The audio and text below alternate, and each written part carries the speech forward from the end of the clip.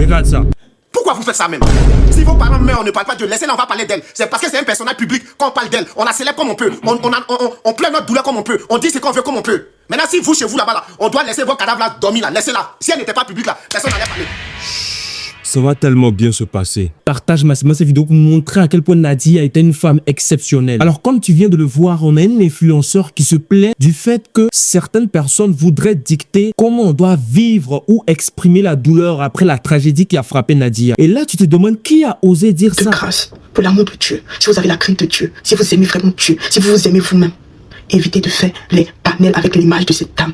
Laissez-la se reposer en paix. Évitez même live de parler d'elle. Eh bien, oui, tu ne rêves pas. C'est la même personne qui disait qu'il faut faire BBL pour avoir un mari. C'est la même personne qui aujourd'hui se transforme en donneuse de leçons pour nous expliquer comment on doit pleurer, comment on doit montrer notre tristesse. La Côte d'Ivoire est vraiment aléatoire. Quand le père Didier Arafat est parti, on a fait quoi? On a pleuré ensemble, on a chanté ensemble, on a même rempli un stade entier pour lui rendre hommage. Donc si aujourd'hui, on a décidé collectivement d'accorder une journée entière à la mémoire de Nadia, ça dérange qui exactement? Pourquoi ça gêne? Vous qui pensez comme elle, vous ne connaissiez pas vraiment Nadia. Donc laissez-moi vous rafraîchir un peu la mémoire. En dehors d'être la femme, l'épaule, l'énergie cachée derrière la force d'Ariel Chéné, Nadia était une personne incroyable. Une personne qui avait ce don de nous faire rire sans forcer. Toutes ses vidéos étaient drôles. Pas une seule ne te laissait indifférent. Parfois même, on se demandait si elle avait été formée pour ça, tellement c'était naturel. Après la RTI, quand elle a rejoint Live TV, elle a animé officiellement une émission. Et cette émission marquait les gens. On la comparait même souvent à Willy Dumbo. Moi-même, je disais même que c'était sa version féminine. Mais attention, elle était encore plus comique, plus spontanée, plus solaire. C'était aussi une femme sans polémique. Tu n'allais jamais entendre son nom dans des bad buzz. C'était une âme propre, une âme douce. Une femme qui ne cherchait pas le bruit. Toujours là pour nous divertir, nous faire sourire, mais aussi toujours là pour soutenir son mari. Alors oui, quand une personne comme ça s'en va, ça bouleverse. Si toi, ça ne te fait rien, nous, ça nous fait quelque chose. Mais laisse-nous qui avons ri, nous qui avons été touchés, laisse-nous exprimer notre tristesse à notre manière. Laisse les gens se réconforter en eux, partager leur peine, mettre des mots sur un vide qu'on n'arrive même pas à comprendre. Et surtout, si on parle d'elle ici en ligne, c'est parce qu'elle était publique. Pourquoi vouloir nous obliger à pleurer hors des réseaux? Les réseaux, c'est la mémoire du présent. C'est ce qui restera demain après demain dans 10 ans. C'est ce qui permettra à ses enfants, aux générations futures, de mesurer l'impact que leur mère a eu sur nous, de voir combien elle a été aimée, de voir combien elle a marqué les cœurs. Parce que Nadia n'était pas juste une femme publique, c'était une belle âme. Et une belle âme, ça mérite qu'on la célèbre partout, même ici, et surtout même ici.